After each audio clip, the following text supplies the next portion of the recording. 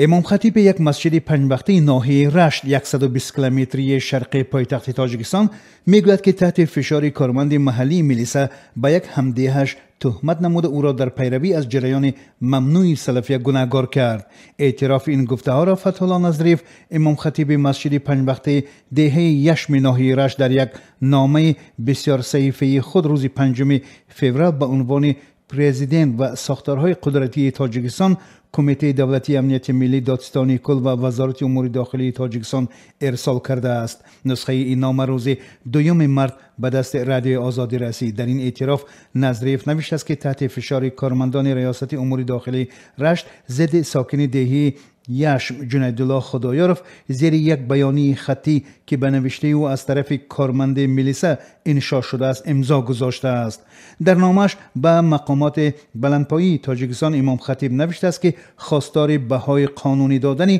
آنها به این عمل غیر قانونی خادمان پلیس می باشد. جنیدالله خدایارف، یک فعال فیسبوک از ناحیه رشت، روز 22 ژانویه سال روان از طرف کارمندان ریاست کارهای داخلی رشت بازداشت شده و بیش از یک ماه است در سیزای ناحیه فردوسی به حیث گمانبر در عضویت حرکت ارتجاعی سلفیه نگاهداری می شود. در صورت گناهکار اعتراف شدنش او را نه کمتر از 5 سال زندان تهدید می کند. امام خطیب دهه یشم ناحیه رشت روز 2 مارس در صحبت به رادیو آزادی گفت که در حادثه های 2 ماه پیش تحت فشار کارمند میلیسه ناحیه به ریاست امور داخلی منطقه دعوت شد و در آنجا به گفته او زیر فشار و تهدید مجبور زیر عریضه امضا گذاشت که در آن جنیدالله خدایارف با عضویت در حرکت سلفیه عیبدار کرده شده است. تلاش‌های ما برای صحبت با کارمندان ریاست کارهای داخلی در منطقه رشت و مفتش این پرونده برای فهمیدن نظری آنها در رابطه با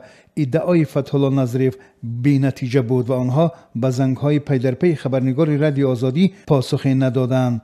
ضمناً مفتش ریاست تفتیشاتی وزارت کارهای داخلی 3 ژانویه سال 2017 در قرار خود که یک نسخه آن به دست رادیو آزادی نیز رسید ذکر کرده است که شهروند خدایارف جنیدالله دست به صادر نمودن جنایت زد و هنگام قرار داشتنش در روسیه و دهه یشم ناحیه رشت جوانان را بر روی دینی سلفیه دعوت نموده میان ساکنان محل استقامتیش اغوا انگیزی و بدبینی مذهبی را به میان آورده است. در ادامه این قرار آمده است که ناوابسته از آنکه امام خطیب دهه یشم نظریف فتح الله یک چند مراتب خدایارف را از کردارهای نامطلوبش خبردار نموده تاکید کرد است که از این عملها دست کشد، اما آخرین در عقیده خود استوار بوده قید نموده است که طرز نمازخوانی شما نادرست می باشد. اما فتح الله نظریف در نامش به عنوان رئیس جمهور و رهبران ساختارهای قدرتی تاجیکستان قضیه را شرح داده خواهش کرده است که به او کمک کنند تا در مقابل فشار و تعقیب کارمندان